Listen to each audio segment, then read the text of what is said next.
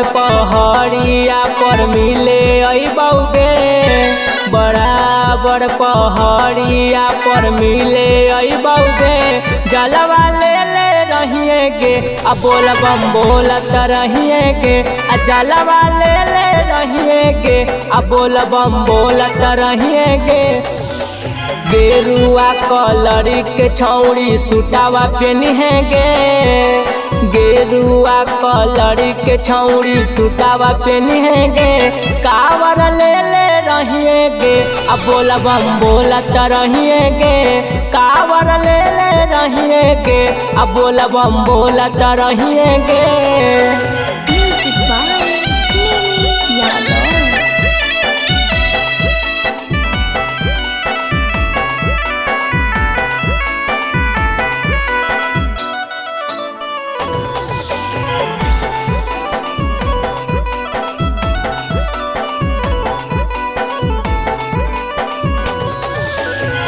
हाथवा में ले रहिए बेल के पतैया के, बोल बम बोलत जइहे बाबा के नगरिया गे, बाबा के नगरिया गे।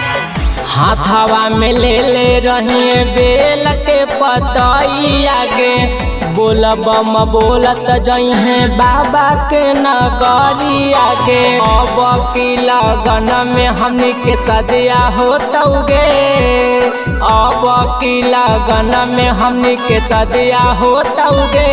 जलवा ले रहिएगे आ बोल बम बोलत रहिएगे, कावर ले रहिएगे आ बोल बम बोलत रहिएगे।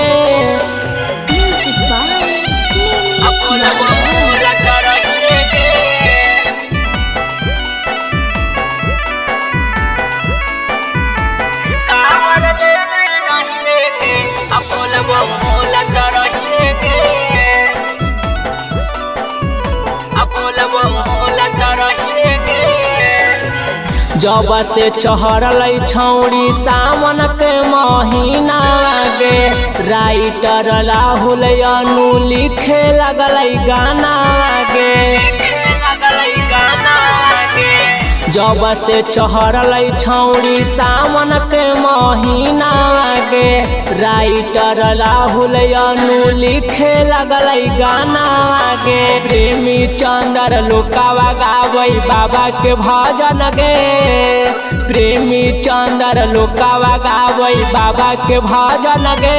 जलवा ले रहिएगे आ बोल बम बोलत रहिएगे, कावर ले रहिएगे आ बोल बम बोलत रहिएगे।